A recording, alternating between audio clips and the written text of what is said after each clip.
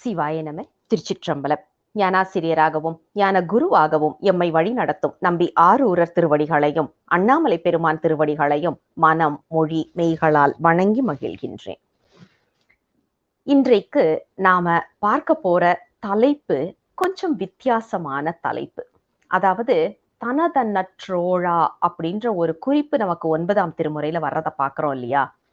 இன்னைக்கு உள்ள காலகட்டத்துல லக்ஷ்மி பூஜை மற்றும் குபேர பூஜை என்று சொல்லப்படுவது மிகவும் பிரபலமான ஒன்றாக இருப்பதை நாம பார்க்கின்றோம். இப்ப நாம என்ன பண்ண போறோம்னா அதோட ஒப்பிட்டு ஒரு பதிவா இந்த பார்க்க போறோம். 9ஆம் திருமுறையில வர்ற குபேர வழிபாடு, அதாவது குபேரனை பத்தின குறிப்பை பத்தி பார்க்க போறோம். இதுல பாத்தீங்கன்னா 9ஆம் திருமுறையில திரு மாளிகை தேவர் அருளி செய்த முதல் திருப்பதிகத்திலேயே 7வது பாடல் பாத்தீங்கன்னா, திருச்சிற்றம்பலம்.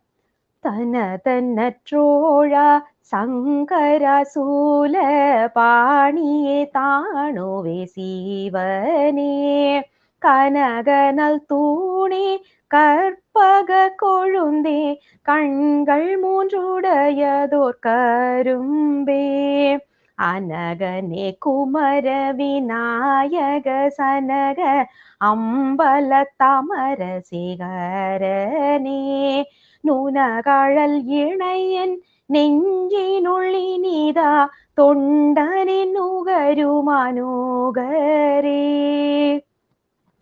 இதுல பாத்தீங்கன்னா பெருமானை எப்படி சொல்றாரு அப்படின்னு பாத்தீங்கன்னா, தனதன் நல் தோழா அப்படின்னு சொல்கின்றார். யார் அப்படின்னா சங்கரா. சங்கரன் அப்படின்னாக்க தருகரன் என்பதுதான் அதனுடைய தமிழ் ஆக்கம். அதாவது கேட்டதை எல்லாம் கொடுக்கக்கூடியவன் சங்கரன், அதனாலதான் தருகரன். எல்லாத்தையும் கொடுக்கக்கூடியவர் அவர் யார் அப்படின்னா குபேரனுக்கு தன்னை தோழமை கொடுத்தவர் அப்படிங்கிற குறிப்பை வந்து முதல் பதிகத்திலேயே நாம பார்க்க முடிகின்றது. இப்படிப்பட்ட சிவபெருமான் குபேரனை வந்து தனது தோழனாக ஏற்றுக்கொண்டு இருக்கின்றார் அப்படிங்கிற குறிப்பை பத்தி தான் நம்ம இப்ப பார்க்க போறோம்னு சொன்னோம். இதுல பாத்தீங்கன்னா குபேரன், அதாவது குபேர வழிபாடு அப்படின்னா முக்காவாசி நீங்க வந்து இப்போ நிறைய இடத்துல ஆன்லைன்ல இருக்கு, போய் பாத்தீங்க அப்படின்னா என்ன சொல்லுவாங்க, உப்பு கண்டிப்பா ஒரு வீட்டுல இருக்கணும். அதே மாதிரி ஊர்காய், குபேரனுக்கு மிகவும் பிடித்தது ஊர்காய், ஊர்காய் கண்டிப்பா இருக்கணும். மஞ்சள் இருக்கணும். இது மூணும் நம்ம வந்து வீட்டுல வைங்க, வச்சீங்கன்னா உங்களுக்கு வந்து எப்போதுமே அந்த வீட்டுல வந்து குபேரன் வாசம் செய்கின்ற ஒரு இடமா இருக்கும் அப்படிங்கிற ஒரு குறிப்பெல்லாம் சொல்றாங்க. இதுல மிக முக்கியத்துவம் வாய்ந்த ஒரு குறிப்பு என்னன்னு பாத்தீங்கன்னா, இது எல்லாமே உலகியல். நம்மளுடைய வழிபாடு அப்படின்னு நாம சொன்னோம்னு வைங்களேன், வழிபாடுன்னு சொல்லியாச்சுன்னா அதை உலகியலோட சேர்த்துதான் நம்மளுடைய பெரியவங்க எல்லாருமே வச்சிருக்கிறாங்க. உப்பு ஏன் வீட்டுல இருக்கணும் அப்படின்னு கேட்டீங்கன்னா, அந்த காலத்துல எல்லாம் வீட்டுல வந்து சுத்தியும் செடிகள்லாம் இருக்கும். அட்டைப்பூச்சி வந்துடும். அட்டைப்பூச்சி வந்து கடிச்சுது அப்படின்னா வலி தெரியவே தெரியாது. நம்ம எல்லாருக்குமே தெரிஞ்சது, வலி தெரியாது. அது கடிச்சுது அப்படின்னா அது அவ்வளவு சீக்கிரம் விடவும் செய்யாது நம்மள. அப்ப அந்த விடுறதுக்கு என்ன செய்யணும்னா உப்பு வைக்கணும். உப்பை வச்சா மட்டும்தான் அட்டைப்பூச்சி கீழே விழும். அதனால அவங்க என்ன பண்ணாங்க, ஒவ்வொரு வீட்லயும் உப்பு கண்டிப்பா இருக்கணும் அப்படிங்கிற ஒரு குறைவில்லாம இருக்கணுங்கிற ஒரு குறிப்பை வச்சாங்க. இது ஏன் அப்படின்னா, குபேரன் வர்றானோ இல்லையோ நம்ம உடம்புல இருந்து ரத்தம் வெளியில போகாது அப்படிங்கிற ஒரு குறிப்புக்கு.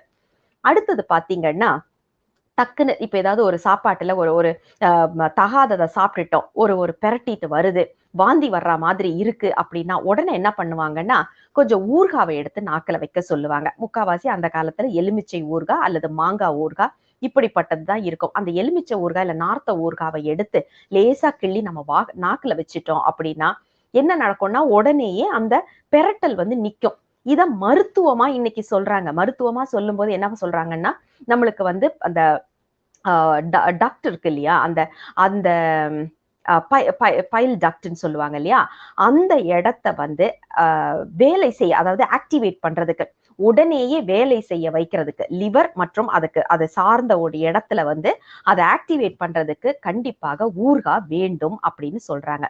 அந்த ஊர்கால இருக்கிற அந்த அந்த வினிகர் சேர்ந்த ஒரு பொருள் இருக்கு இல்லையா, அது வந்து உடனேயே நம்மளுக்கு வந்து வாந்தியை கட்டுப்படுத்தக்கூடியதாக இருக்கும். அப்படியே வாந்தி எடுப்பவர்களுக்கும் உடனேயே ஒரு புத்துணர்ச்சி கொடுப்பதற்காக ஊர்காய் வேண்டும். இப்ப யோசிச்சு பாருங்க, வாழ்வியலோட நம்ம வச்சாங்க.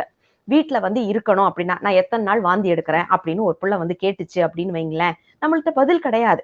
வாந்தி எடுக்கும் போது அப்ப போய் நம்ம ஊர்காவை தேடிட்டு இருக்க முடியாது. அதற்காக ஊர்காவை வீட்டுல வைக்கணும்னு சொன்னாங்க. சும்மா வையின்னு சொன்னா யாராவது கேட்போமா நம்மள? நம்ம தேவையில்லாத விதண்டாவாதம் பண்ணுவோம். அப்ப என்ன சொன்னாங்க? உனக்கு செல்வம் வேணுமா? குபேரனை வணங்கு. குபேரனை வணங்கணுமா? ஊர்காவை வீட்டுல வையின்னு சொன்னாங்க. எவ்வளவு அழகா வாழ்வியலோட நம்ம மக்கள் இதை எடுத்துட்டு போனாங்கிறத கொஞ்சம் யோசிக்கணும். நாம நம்மளோட இந்த பதிவோடைய நோக்கம் வந்து குபேரனை வழிபடணுமா வழிபடக்கூடாதாங்கிறது கிடையாது. ஆனா இதை வாழ்வியலோடு நாம பார்க்கணும் அப்படிங்கிறதுதான் நம்மளுக்குள்ள ஒரு பாடமாக இந்த பதிவை நாம பார்க்க இருக்கின்றோம். ஏன்னா ஒரு தெய்வ வழிபாட்டு கொள்கையில நிலையாக இருப்பவர்கள் நாம. அதனால போய் அங்க இங்கன்னு போய் நிக்க வேண்டிய அவசியம் இல்லை அப்படிங்கிறத நம்ம கண்டிப்பா தெரிஞ்ச ஒரு உண்மை. அப்படின்னாலும் அதற்காக குபேரன் வேண்டான்னு சொல்லிட்டு உப்பை தூக்கி போட்டுடலாமா, ஊர்காயை தூக்கி போட்டுடலாமான்னு கேட்கக்கூடாது. அதற்காக தான் இதை வாழ்வியலோடு நாம பார்க்க ஆரம்பிக்கிறோம். சரி, அடுத்தது பாருங்க. இந்த தனதன்ன ட்ரோழா அப்படின்னு நமக்கு சொல்றாங்க. இதுல வந்து பெருமான் இப்போ இந்த இந்த குறிப்பை நாம இன்னும் கொஞ்சம் ஆழமா பார்க்கணும் அப்படின்னாக்க, முதல் திருமுறையில திரு முதுகுன்றம் பதிகத்துல நாம எடுத்து பார்த்தோம்னு வைங்களேன். அதுல வந்து கதிர் ஒளிய நெடுமுடி 10 உடைய கடல் இலங்கையர்கோன் கண்ணும் வாயும் பிதிர் ஒளிய கனல் பிறங்க பெருங்கயிலை மலையை நிலை பெயர்த்த ஞான்று மதில் அழகைக்கு இறை முரல. அதாவது ராவணனை பெருமான் தண்டிக்கிறாரு. இது வந்து 8வது பாடல் திரு முதுகுன்றத்துல வர்ற காழிப்பிள்ளையாருடைய பதிகம். அது ராவண அனுகிரக மூர்த்தியாக பெருமானை காட்டுவார் என்பது நமக்கு தெரியும். இதுல பாத்தீங்கன்னா இலங்கை மன்னனை வந்து பெருமான் தண்டிக்கிறாரு. ஏன் தண்டிக்கிறார்னா நம்ம கைலை மலையை பெயர்த்தி எடுக்க எத்தனிக்கின்றார். அதனால பெருமான் வந்து தண்டிக்கின்றார். அதை தண்டிக்கும் போது அழகைப்பதின்றதுதான் குபேரனுடைய ஊரு. அந்த அழகைப்பதியோடைய தலைவன் இறைவன் அப்படின்னு சொல்ற தலைவன் வந்து குபேரன் மகிழ்கின்றான் அப்படிங்கிற ஒரு குறிப்பை சொல்கின்றார். இப்ப நம்மளுக்கு ஒரு கேள்வி வரும். குபேரனுக்கும் ராவணனுக்கும் என்னங்க சம்பந்தம்? ராவணனை தண்டனை கொடுத்தா எப்படி வந்து குபேரனுக்கு சந்தோஷம் வரும்? இது ஒரு நியாயமான ஒரு கேள்வி தானே. அதுக்கு நாம எடுத்து பார்த்தோம்னா இது வந்து நமக்கு திருமந்திரத்துல வர்ற ஒரு குறிப்பாக பார்க்கின்றோம். பிரம்மாவோடைய பேரனான விஸ்ரவனுக்கும் சப்த ரிஷிகள்ல ஒருவராக இருக்கக்கூடிய பாரத்வாஜ ரிஷியோடைய மகள் இலவித்த இவர்களுக்கும் பிறந்தவர் தான் குபேரன். குபேரன் அப்படிங்கிற பெயர் காரணம் பாத்தீங்கன்னா அழகு இல்லாதவர் அப்படின்னு பொருள். அதாவது குள்ளமா, அதே நேரம் உடல் கட்டமைப்போடு இல்லாதவர் அப்படிங்கிற பெயர் தான் பொருள் தான் இந்த குபேரன் என்ற பெயர் காரணமாக பார்க்கின்றோம். இந்த விஸ்ரவனுக்கும் அதே நேரத்துல அசுரகுல தலைவன் சுமாலினி அப்படிங்கிறவருடைய மகள் கேகசித் என்பவருக்கும் பிறந்தவர்கள் தான் ராவணன், கும்பகர்ணன், சூர்பனகை மற்றும் விபீஷ்ணன் ஆகிய 4வரும். அப்ப ஒரே அப்பா, ஆனால் 2 அம்மாக்களுக்கு. ஒருவர் ரிஷி வம்சத்துல வந்தவர் குபேரன், அசுர வர்க்கத்துல வந்தவர் தான், வாரிசாக வந்தவர் தான் ராவணன் என்பதாக பார்க்கின்றோம். அப்ப இந்த 2 பேருக்குமே தந்தை வந்து விஸ்ரவன் தான். இப்ப நீங்க இந்த இதை பாத்தீங்கன்னா குபேரனுக்கு ரொம்ப பிடித்தமானது அப்படின்னா பிரம்மாவை வழிபடுவது. பிரம்மாவை வழிபட்டு நிறைய வந்து பொருள் வாங்குறது, இப்படிப்பட்ட இதெல்லாம் செய்திருக்கிறாரு. அதுலதான் அவருக்கு விருப்பம் இருந்திருக்கின்றது. ஆரம்பத்துல இந்த மாதிரி எனக்கு ஒரு நாடு வேண்டும், நான் வந்து அதை ஆட்சி செய்யணும் அப்படின்னு சொல்லி பிரம்மா கிட்ட விண்ணப்பம் வச்சப்ப பிரம்மா என்ன பண்றாரு, அழகை அப்படின்னு ஒரு இடத்தை உருவாக்கி அதை குபேரன் கிட்ட கொடுக்கிறாரு. அங்கதான் சங்கநிதி, பதுமநிதி போன்றவைகளை எல்லாம் வைத்துக்கொண்டு குபேரன் வந்து ஆட்சி செய்து வருகின்றார். அதுதான் இன்றைய இலங்கையாக இருக்கலாம் அப்படிங்கறது நம்ம பாக்குறோம். அப்போ இவர் வந்து ஆட்சி செய்துட்டு வர்றாரு. அவருக்குத்தான் அந்த புஷ்பக விமானமும் கொடுக்கப்படுகின்றது. யார் கொடுக்கின்றார்கள் அப்படின்னா பிரம்மா கொடுக்கின்றார். இத வந்து அவர் ஆட்சி செய்துட்டு வர்றாரு. தம்பி தானே ராவணன், அசுர குலத்துல வந்தவன் தானே. அதனால அவன் என்ன பண்றான்னா நேரா வந்து அண்ணனாக இருக்கக்கூடிய குபேரனை அடிச்சு துரத்திட்டு அழகைப்பதிய கையாடல் செய்துட்டு அந்த புஷ்பக விமானம் மற்றும் சங்கநிதி, பதுமநிதி எல்லாத்தையும் வந்து தன்னுடையதாக ஆக்கிக் கொள்கின்றான் ராவணன். அப்ப இவர் என்ன பண்றாரு, போயிட்டு அழுதுட்டே போயிட்டு ஏன்னா இவருக்கு வந்து உடல் வலிமை அவ்வளவா கிடையாது. ஏன்னா அசுரகுலத்துல இருந்து வந்தவங்களுக்கும் ரிஷி குலத்துல இருந்து வந்தவங்களுக்கும் உள்ள வேறுபாடு இருக்கும் இல்லையா. இவர் வந்து தனது உடல் வலிமை இல்லாத காரணத்தினால தம்பியை பார்த்து சண்டை போட முடியல. அதனால இவர் ரொம்ப மனசு வருத்தத்துல அழுதுகிட்டே வந்து மீண்டும் பிரம்மனை நோக்கி வழிபட்டு எனக்கு நிலையாக இருக்கக்கூடிய செல்வம் வேண்டும்னு கேட்கிறாரு. அப்ப அவர் சொல்றாரு, பிரம்மா சொல்றாரு, நிலையானது என்று எதையுமே நாங்க கொடுக்க முடியாது. நிலையானதுன்னு உனக்கு வேணும்னா சிவனை நோக்கி நீ விண்ணப்பம் செய்தாதான் முடியும் அப்படின்னு சொல்லிடுறாரு. அப்ப குபேரன் என்ன பண்றாரு, சிவபெருமானை நோக்கின தவத்தில் இறங்குகின்றார். சிவபெருமானை நோக்கி தவம் இருந்து கொண்டே வருகின்றார். எதற்காக அப்படின்னா, தனக்கு நிலையான ஒரு இடம், நிலையான செல்வம் வேண்டும் அப்படிங்கிற ஒரு குறிக்கோளோட தபஸ்ல இருக்கிறாரு. இவருடைய தவ வலிமையை பார்த்து சிவபெருமான் இறங்கி வருகின்றார். நம்ம ஆளுதான் வந்து எப்பவுமே வந்து யாராவது ஒருத்தர், அதாவது பொய்யே உன்னை புகழ்ந்தால் அதுவும் பொருளா கொள்வானே என்பவர் இல்லையா? அதனால என்ன பண்றாரு, இறங்கி வந்து உனக்கு என்னப்பா வேணும்னு கேட்கிறாரு. குபேரன் தான் எதற்காக தவம் இருந்தோம் என்பதையே மறந்துட்டு பெருமான பார்த்த மாத்திரத்துல அவர் கேட்கிறாரு, சாமி எனக்கு உன்னோட திருவடி வேணும் சாமி. எவ்வளவு ஒரு பக்குவ நிலை பாருங்க. பணம் வேண்டும், செல்வம் வேண்டும், ஆட்சி வேண்டும் என்று விண்ணப்பத்துக்காக ஆரம்பிச்சவரு பெருமான பார்த்த மாத்திரத்துல எனக்கு இதெல்லாம் வேண்டாம் சாமி, உன்னுடைய திருவடிய கொடுங்க அப்படின்னு பெருமானுடைய திருவடிய நினைத்து ஏங்கி பெருமானுக்காக அந்த இடத்துல உண்மையான அந்த அன்பை பார்த்த உடனே பெருமான் சொல்றாரு, அவ்வளவுதானே உனக்கு வேணும், திருவடி தானே உனக்கு வேணும், நான் என்ன உனக்கு தோழனாக கொடுக்கின்றேன் அப்படின்னு சொல்றாரு. அப்போதுதான் அவரை அங்க வந்து மீண்டும் அழகைப்பதி என்று ஒன்றை உருவாக்கி நிலையாக இருக்கக்கூடிய சங்கநிதி பதுமநிதியை கொடுக்கின்றார் பெருமான். யார் கொடுக்கிறது அப்படின்னா சிவபெருமான் கொடுக்கின்றார். எதற்காக அப்படின்னா, அடியார்கள் இதெல்லாம் நம்ம வந்து 63 நாயன்மார்கள் வரலாற்றுலயும் நம்ம பார்க்கிறோம். குபேரன் வந்து பெருமானோடைய செல்வத்தை ஆட்சி செய்து வரக்கூடிய ஒருவர். இப்ப யோசிச்சு பாருங்க, நம்ம வீட்லயும் வந்து அப்பா சம்பாதிச்சுட்டு வர்றாங்க, அம்மா வந்து வீட்டு செலவெல்லாம் பாத்துக்கிறாங்க. அப்பா வந்து அம்மா கிட்ட பணத்தை கொடுத்துருவாங்க, அம்மா வீட்டுல உள்ள செலவுகள் எல்லாம் பாக்குறாங்க. இப்போ ஒரு குழந்தை வந்து ஏதாவது ஒண்ணு வாங்கணும் அப்படின்னா முதல்ல அம்மா கிட்ட போய் கேட்கும். அம்மா என்ன பண்ணுவா, அவ கையில இருக்கிற பணம் வரைக்கும் கொடுக்கறதுக்கு அவளுக்கு அதிகாரம் உண்டு. அதை மேற்படி போச்சுதுன்னா என்ன பண்ணணும், அப்பா கிட்ட தானே போய் கேட்கணும். இங்க பாரு, என்கிட்ட அவ்வளவு இல்ல, நான் அப்பாட்ட கேட்டு உனக்கு வாங்கி தரேன் அப்படின்னு சொல்லுவா. இல்லைன்னா என்னால கேட்க முடியாது, நீயே போய் உன் அப்பாட்ட கேட்டுக்கோ அப்படின்னு சொல்லுவா இல்லையா? இதுதான் நம்ம சர்வசாதாரணமா நடக்கிறது. இல்ல ஒரு அலுவலகத்துலன்னு எடுத்துக்கிட்டோம்னு வச்சுக்கோங்களேன். முதலாளி ஒருத்தர் இருப்பாரு, கணக்கர், அக்கௌண்டன்ட்ன்ற ஒரு கணக்கர் இருப்பாரு.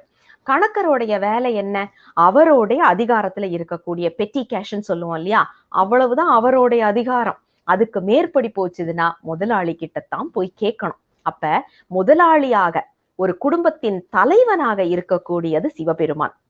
அம்மா ஸ்தானத்திலேயோ அல்லது அக்கௌண்டன்ட் என்று சொல்லப்படுகின்ற அந்த கணக்கர் ஸ்தானத்திலேயோ இருக்கக்கூடியது குபேரன்.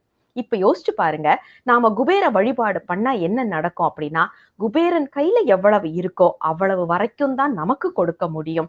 அதை தாண்டி கொடுக்கக்கூடியது சிவபெருமான் மட்டும்தான்.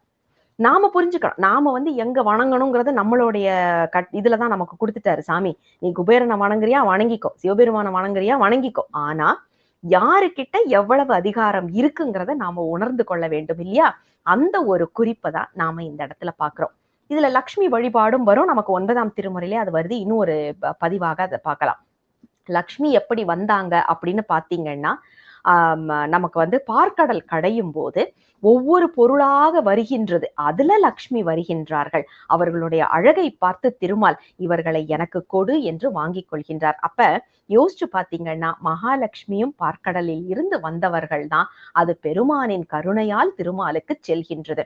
லக்ஷ்மியால பணம் கொடுக்க முடியுமான்னா கொடுக்க முடியும். எந்த அளவுக்கு ஒரு அக்கௌண்டன்ட்டுக்கு தகுதி இருக்கோ, அதிகாரம் இருக்கோ, அவ்வளவுதான் அவர்களால செய்ய முடியும். ஆனால் அவர்களையும் மீறின அதிகாரம் சிவபெருமானுக்கு மட்டுமே உரித்தானது என்பதை நாம் நினைவில் கொள்ள வேண்டும். அதற்காகத்தான் நம்ம அருளாளர்கள் எல்லாருமே சொன்னது, யாருமே நாம இங்க வந்து குபேரனையோ அல்லது லக்ஷ்மியையோ அல்லது பெருமாளையோ நாம மட்டம் தட்ட வேண்டிய அவசியமே கிடையாது. ஏன்னா இவர்கள் எல்லாம் பெருமானுக்கு கூட இருப்பவர்கள். அதாவது பெருமானுக்கு கூடவே இருக்கக்கூடியவர்கள் அப்படின்னா யோசிச்சு பார்ப்போம். நம்மளால அந்த அளவுக்கு பக்கத்துல இருக்க முடியல. பெருமானுக்கு நம்பிக்கையானவர்கள் அப்படிங்கறதுனாலதான் அந்தந்த ஸ்தானத்தை அவர்களுக்கு கொடுத்திருக்கின்றார்கள். அதனால நம்ம யாரையும் மட்டம் தட்ட வேண்டிய அவசியம் கிடையாது. அவர்கள் எல்லாருக்கும் ஒரு வணக்கத்தை போட்டுட்டு தலைக்கு மேல் கை போய் வணங்குவது சிவபெருமானுக்காக மட்டுமே தான் இருக்க வேண்டும். ஆனா எல்லாருக்கும் வணக்கம் சொல்லலாம். இப்ப நம்ம அப்பா வந்து ஒரு IAS ஆபீசரா உள்ள உட்கார்ந்துட்டு இருக்கிறாரு. உள்ள உட்கார்ந்துட்டு இருக்கிறாருன்னா நம்ம ரைட் ராயலா உள்ள போகலாம். ஆனா அதுக்காக பியூன் எல்லாத்தையும் நம்ம அவமானப்படுத்திட்டு போகணும்னு அவசியம் கிடையாது. அவங்க எல்லாருமே நம்ம அப்பா கூட இருக்கிறவங்க அப்படிங்கறதுனால வணக்கங்க ஐயா அப்படின்னு சொல்லிட்டு நாம உள்ள போறோம். ஆனா நம்ம உள்ள போகும் முன்னாடி இவங்க எல்லாருக்கும் ஒரு புன்சிரிப்போட வணக்கம் சொல்லிட்டு போகும்போது அந்த இடமே ஒரு அமைதியான இடமாக மாறிடுது இல்லையா? அப்படி ஒரு அமைப்பு தான் நாமளும் செய்ய வேண்டியது. யாரையும் நாம அதாவது ஒருவரை மட்டம் தட்டுவது சைவத்தில் அடங்காத ஒரு விஷயம். அன்பே சிவம் என்பதை நாம் உணர வேண்டும். அப்படி இருக்க பெருமான் கூட இருப்பவர்கள், பெருமான் தன்னை தோழமை கொடுத்த குபேரன், யாரையுமே நாம நிந்திக்க வேண்டாம். ஆனா அதே நேரத்துல பெருமானை வணங்கினா எல்லாம் கிடைக்குங்கிற ஒரு அந்த ஒரு தெளிவு நமக்கு இருந்தால் அதுவே போதுமானது என்ற ஒரு குறிப்பை நாம பார்க்கலாம். இதுல பாத்தீங்கன்னா 6ஆம் திருமுறையிலும் நமக்கு அப்பர் பெருமான் இந்த குறிப்பை மிக அழகாக திருப்புகலூர் பதிகத்துல வைத்து அருள் செய்வதை பார்க்கின்றோம். திருச்சிற்றம்பலம். திருச்சிற்றம்பலம். கருமருவு வல்வினை நோய் காற்றே நான் காண் காமரு பூங்கச்சி ஏகம்பந்தான் காண் பெருமருவு பேருலகில் பிணிகள் தீர்க்கும் பெரும் பற்ற தன் புலியூர் மன்றாடி காண் தருமருவு கொடை தடக்கை அழகை கோந்தன் சங்காதியாரூரில் தனியானை காண் திருமருவு பொழில் புடை சூழ் திருப்பூத்தூரில் திருத்தளியான் காண் அவன் என் சிந்தையானே. திருச்சிற்றம்பலம். இதுலயும் பாத்தீங்கன்னா அழகை கோந்தன் சங்காதி, அதாவது பெருமான் தன்னை தோழமை கொடுத்த ஒரு குறிப்பை நமக்கு எல்லாருமே பாடி இருக்கிறாங்க. நம்பி நேரடியாக பாடல, அதையும் நாம பார்க்கலாம். இப்ப நாம காழிப்பிள்ளையார பார்த்தோம். காழிப்பிள்ளையார் தான் ராவணனை தண்டிக்கும் போது குபேரன் மகிழ்ச்சி அடைஞ்சார் அப்படின்ற ஒரு குறிப்பை சொன்னாரு. அதே நேரத்துல நமக்கு அப்பர் பெருமான் இதை சொல்லுவதையும் பார்க்கின்றோம். இது எல்லாத்திற்கும் காரணம் என்ன அப்படின்னா, நம்ம அருளாளர்கள் யாரையுமே ஒதுக்கல, எல்லாமே பெருமானோடு இருப்பவர்கள் அப்படிங்கிற ஒரு அக்னாலஜ்மெண்ட்னு சொல்றோம் இல்லையா, அதை கொடுத்து கொண்டே வருகின்றார்கள். திருமந்திரத்துல பாத்தீங்கன்னா சிவபரத்துவத்துல அற்புதமான ஒரு பாடல் வரும். அது அதிபதி செய்து அழகையர் வேந்தனை அப்படின்னு ஆரம்பிக்கின்ற அந்த பாடலை பாருங்க. அதிபதி செய்து அழகையர் வேந்தனை நீதிபதி செய்த நீரைதவம் நோக்கி அதுபதி ஆதரி தாக்கமதாக்கின் இதுபதி கொள்ளென்றான் எம்பெருமானே. இது பாருங்க, அழகா சொல்றாரு. அழகை என்ற ஒரு பதியை உருவாக்கி என்ன பண்ணாரு சிவபெருமான் அப்படின்னா, தன்னை தோழமை கொடுத்து அதற்கு அரசாட்சி செய்க அப்படிங்கிற ஒரு குறிப்பையும் கொடுத்தார். யார் கொடுத்தார்? சிவபெருமான் கொடுத்தார் அப்படிங்கிறது நமக்கு திருமந்திரத்திலையும் பார்க்கக்கூடிய ஒரு குறிப்பாக பார்க்கின்றோம். அப்ப அருளாளர்கள் எல்லாருமே நமக்கு ஒரு விஷயத்தை தான் சொல்லியிருக்கிறாங்க. என்னன்னா, கல்வி வேண்டும், செல்வம் வேண்டும்னு ஒவ்வொருத்தர்ட்டியா நாம போய் நிக்க வேண்டிய அவசியம் கிடையாது. எப்போதுமே நாம் செய்ய வேண்டியது ஒன்றே ஒன்றுதான். பெருமான் தான் அனைத்திற்கும் தலைவன் என்பதை நாம் உணர்ந்து, அதனால பாருங்க, அதிபதி செய்து அழகையர் வேந்தனை நிதிபதி செய்த நிறைதவம் நோக்கி, நிதிபதி செய்த, அதாவது இந்த நிதிகளுக்கெல்லாம் தலைவனாக செய்த, யார் செய்தா அப்படின்னா, இது பதி கொள் என்றான் எம்பெருமானே. எங்க பெருமான் செய்தாருப்பா. என்ன செய்தார் தெரியுமா? அழகை என்ற ஒரு பதியை உருவாக்கினாரு. அதுல நிதிகளை வைத்தாரு. அந்த நிதிகளுக்கு இறைவனாக யார வச்சாரு அப்படின்னா, அழகை பதியில் இருக்கக்கூடிய நம்ம குபேரனை வச்சாரு. யாருப்பா இதெல்லாம் வச்சாரு அப்படின்னா, எங்க சிவபெருமான், எம்பெருமானே. அப்ப எங்கள் பெருமான் செய்த ஒரு கருணை அப்படிங்கிற ஒரு நிலைப்பாடு நமக்கு புரிஞ்சிருச்சு அப்படின்னு வைங்களேன். இதுதான் நம்ம வீட்டுல எல்லார் வீட்லயும் நடக்கிற ஒரு பிரச்சனை. ஆரம்பத்துல நம்ம யாருக்குமே நம்ம அப்பாவை பிடிக்காது. யோசிச்சு பாருங்களேன். அப்பாவை ஒரு எதிரியாதான் நம்ம பார்த்துட்டே இருப்போம். ஏன் அப்படின்னா, நம்ம என்ன கேட்டாலும் முடியாதுன்னு சொல்றாங்க, அதனால எனக்கு எங்க அப்பாவை பிடிக்காதுன்றது நம்மள எத்தனை பேர் சொல்ற ஒரு குறிப்பு. ஆனா நமக்கு கல்யாணமாகி நமக்கும் பிள்ளைங்க வந்ததுக்கு அப்புறம் தான் எங்க அப்பா எவ்வளவு நல்லவரு அப்படிங்கிற ஒரு எண்ணம் நமக்கு வரும். அது வரைக்கும் அம்மாவை தலையில தூக்கி வச்சு கொண்டாடுவோம். இதுல அம்மாவையும் அப்பாவையும் நம்ம பிரிச்சு பார்க்க முடியாது. ஆனா என்னன்னா, அப்பா கொடுக்கத்தான் அம்மா நமக்கு செய்தார்கள்.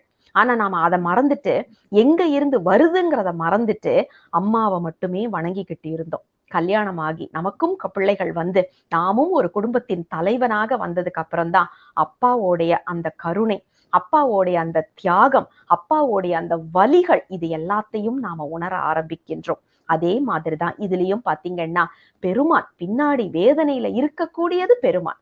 ஆனா பெருமான் வந்து நமக்கு கொடு அப்படின்னு சொல்லி குபேரனை கொடுத்திருக்கிறார். நாம இன்னைக்கு என்ன பண்றோம்? அம்மாவை தலையில தூக்கி வச்சு கொண்டாடி அப்பாவை தூக்கி போடுவது போல குபேரனை தலையில தூக்கி வச்சு கொண்டாடிக்கிட்டு இருக்கிறோம். ஆனா அதை கொடுக்கக்கூடிய பெருமானை தூக்கி குப்பையில போடுறோமே அப்படின்னு யோசிக்கும் போது நம்ம எல்லாருக்கும் ஒரு வழி வரணும். அருளாளர்கள் நமக்கு சொல்ற விஷயம் இதுதான். பெருமான் தான் கொடுக்கின்றார். பெருமானை மட்டும் வணங்கினால் போதும், எல்லாமே உங்களுக்கு கிடைக்கும். ஆனா அதே நேரத்துல வேற யாரையும் நாம தூக்கி எறியணும்னு அவசியம் கிடையாது. எல்லாருக்கும் ஒரு வணக்கம் போடுங்கிறது தான் நமக்கு சொல்றது. காரணம் என்னன்னா பெருமான் தான் அனைத்தையும் கொடுக்கின்றார். இந்த தெளிவு நமக்கு வர வேண்டும். திருச்சாட்டியக்குடி பதிகத்திலையும் பாத்தீங்கன்னா 9ஆம் திருமுறையிலேயே நமக்கு இந்த குறிப்பு மிக அழகாக மீண்டும் வருவதை பார்க்கின்றோம்.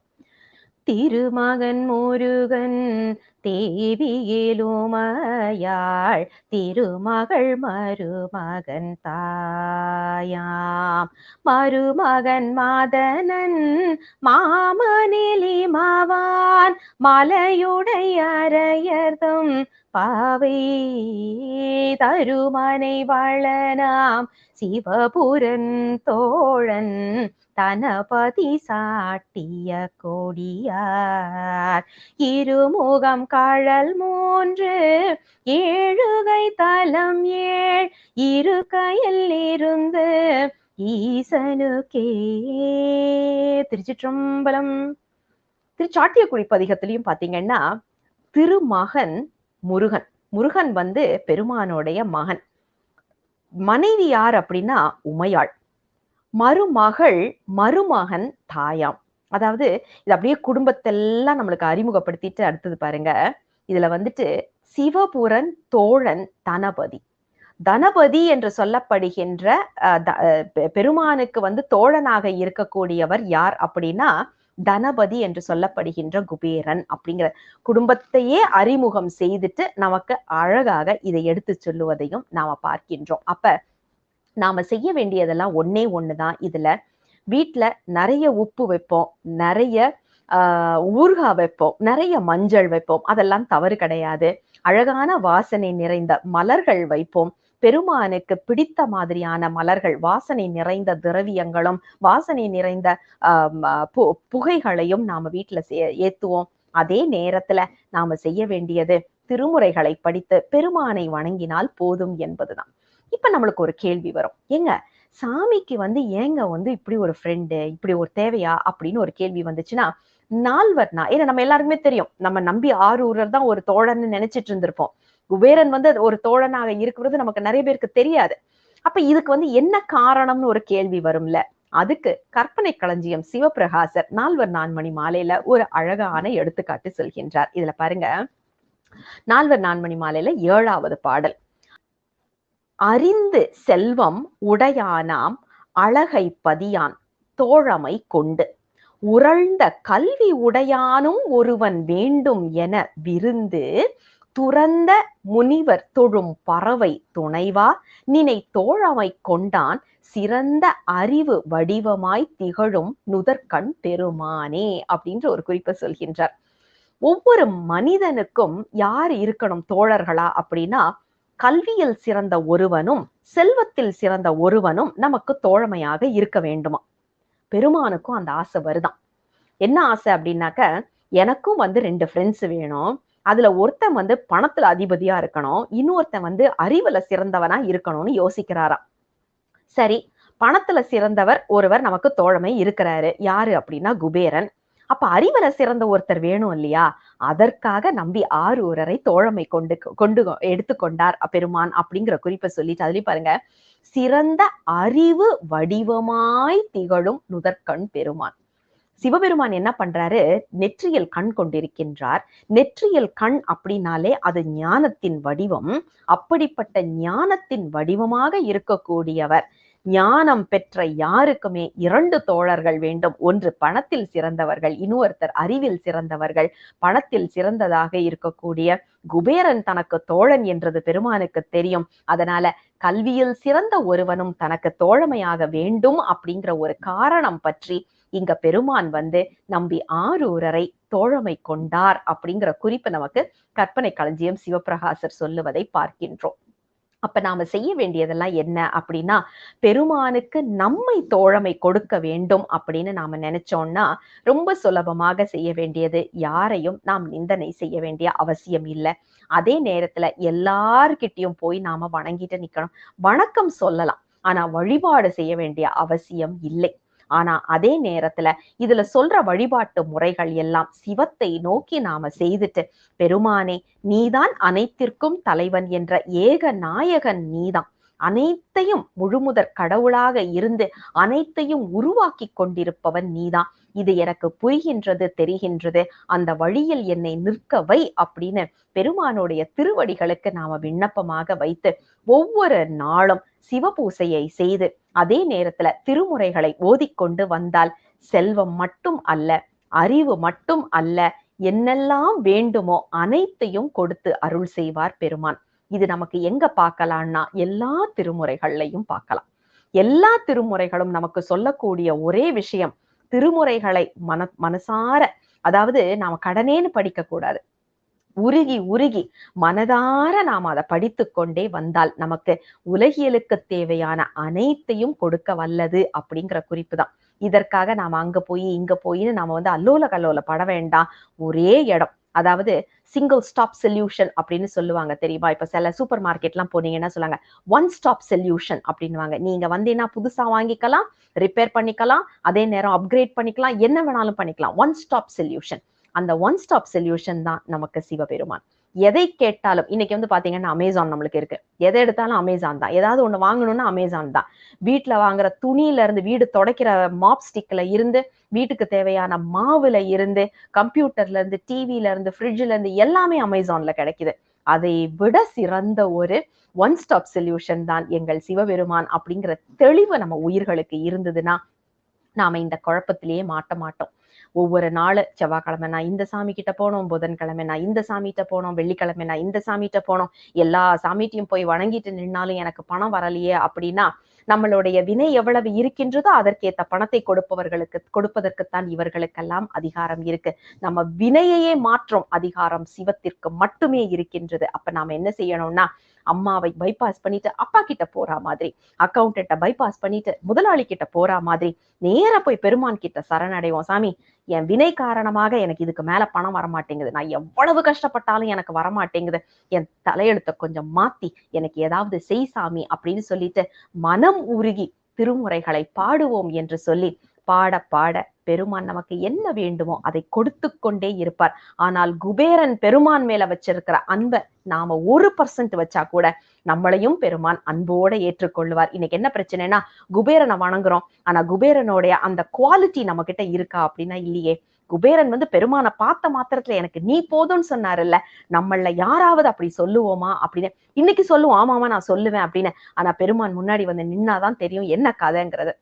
அப்ப நாம என்ன செய்யணும்னா, அந்த மனத்தை பெருமானின் பால் நம்ம செலுத்திட்டு மொத்தமா பெருமானுடைய திருவடிகளுக்கு நாம சரண் அடைந்தோம் அப்படின்னா மத்த எல்லாத்தையும் பெருமான் பார்த்து கொள்ளுவார்.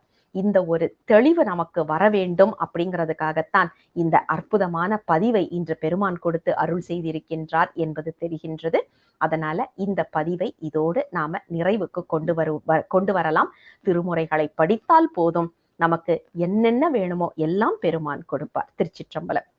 தன தன்னற்றோழா சங்கர சூல பாணியே தாணுவே சிவனே கனகனல் தூணே கற்பக கொழுந்தே கண்கள் மூன்றுடையதோர் கரும்பே அனகனே குமர விநாயக சனக அம்பல தமர சேகரனே நுணகழல் இணையன் நெஞ்சினுள்ளினிதா தொண்டனின் நுகருமானுகரே. திருச்சிற்றம்பலம். தென்னாடுடைய சிவனே போற்றி, எந்நாட்டவர்க்கும் இறைவா போற்றி, அண்ணாமலையம் அண்ணா போற்றி, கண்ணாரமுத கடலே போற்றி. சிவசிவ திருச்சிற்றம்பலம்.